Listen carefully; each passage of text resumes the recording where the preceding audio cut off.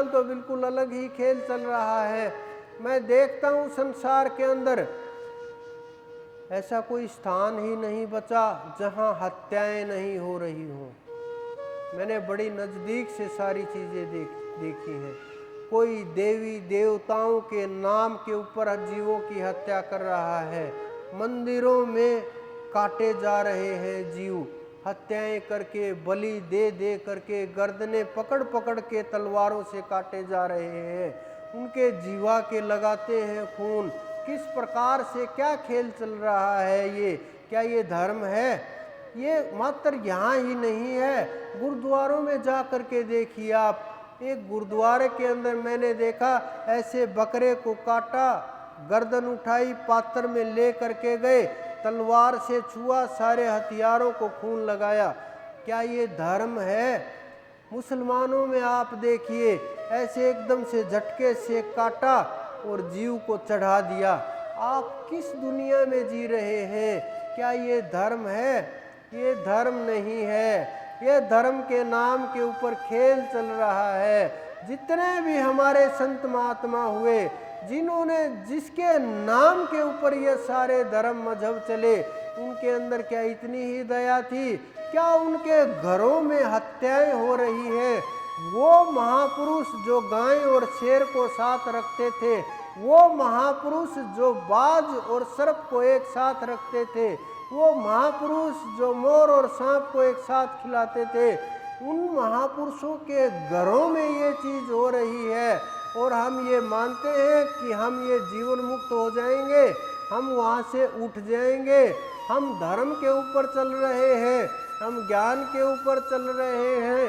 हम बस वस्त्रों को प्रणाम करने लगे, हम बस वस्त्रों को देख करके साधु मान लेते हैं, हम बस केशों को मान करके उनको तपस्वी मान लेते हैं। तुलसीदास ने तो बड़ा गहरा बोला है, बहुत गहरा, जाके नख रु जटा विशाला, सोई तापस कली काला, कि जिसके बड़े बड़े नख होंगे, बड़े बड़े केस होंगी, जटाएं होंगी, कलयुग में वही तपस्वी कहलाएंगे, उन्हीं को श्रेष्ठ माना जाएगा, उन्हीं जैसा आचरण किया जाएगा।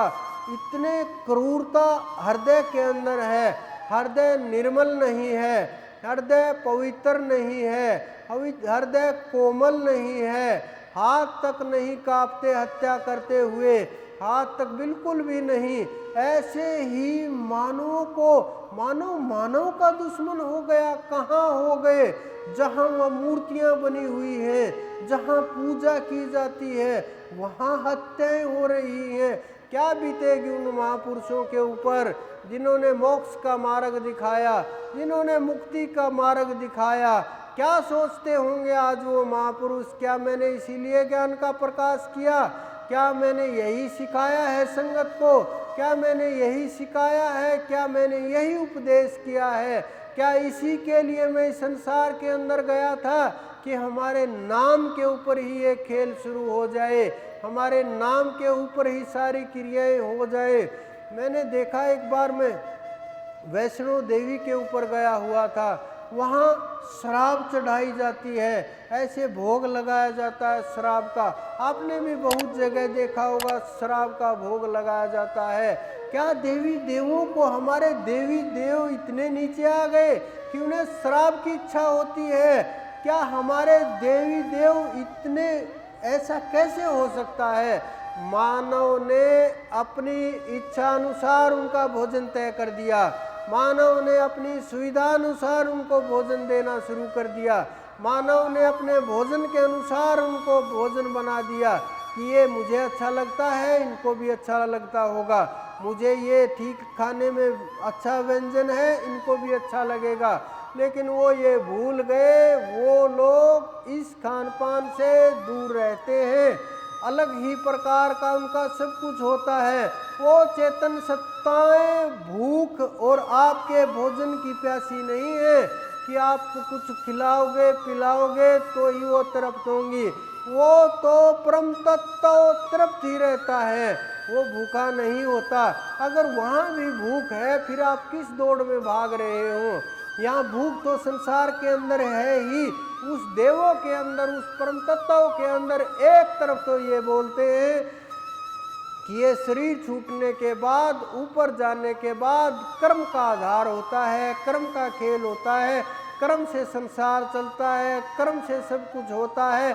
वहाँ ना खा सकता है, ना पी सकता है, ना भोग सकता है, ना कर्म कर सकता है, ना भजन कर सकता है, कुछ भी अधिकार नहीं होता, बस भोग योनि है। एक तरफ हम उन्हीं योनियों को भूल करके हम वहाँ अपना कर्म खराब कर रहे हैं। जितना भी कर्म खराब होगा, आप धर्म से तो बहुत बहुत दूर की बात है, धर्म और आध्यात्म तो उससे भी हजारों करोड़ कदम आगे की बात है, करोड़ों कोस दूर की बात है। जब आध्यात्मिक हो गया, आप सताना बंद कर दोगे जीवों को किस प्रकार से सता पाओगे? हृदय के अंदर इतना प्रेम उत्पन्न हो जाएगा। लेकिन हमारा प्यार तो संसार के अंदर फैल गया है, हमारा प्यार तो विषय वासनाओं के अंदर फैल गया है, हमारा प्यार तो परिवार के अंदर फैल गया है। कुछ लोग समेट समेट करके विवाह तक ले आते हैं उसको, फिर एक पर सीमित हो जाते हैं, फिर बच्चे पैदा होते हैं, फिर फैल जाता है प्रेम, फिर परिवार फैल जाता है। और जब तक बुजुर्ग होते हैं, बूढ़े होते हैं, वो प्यार इतना फैल जाता है, समेटे हुए नहीं समिटता, इकट्ठा किए भी इकट्ठा नहीं होता। परमात्मा नाम की चीज़ों से डर लगने लगता है। आज धर्म की ये हालात है कि कोई पढ़ा लिखा समझदार व्यक्ति, किसी के सामने आप बोल दो कि हमने गुरु बना रखा है, हम बड़े धार्मिक लोग हैं, वो आपसे डरने लगेंगे, बहुत घबराने लगेंगे कि क्या पता क्या दिमाग में चल रहा है, किस प्रकार के लोग हैं। और ये बता दें कि वहाँ गुरुजी हैं, उनसे मिलना, तो उनके अंदर अनेक दिमाग में अपने आप ही कल्पनाएं शुरू हो जाएंगी। कुछ मांगने वाला होगा, धंधा किए होगा, क्योंकि धर्म का धंधा आजकल ज़्यादा चल रहा है, कि कुछ काम जमा रखा होगा, भीड़ इकट्ठे करते होंगे, कुछ और आज इधर उधर की चीज़ें अपने शौक के लिए और चीज़ों के लिए सामान इकट्ठा करना।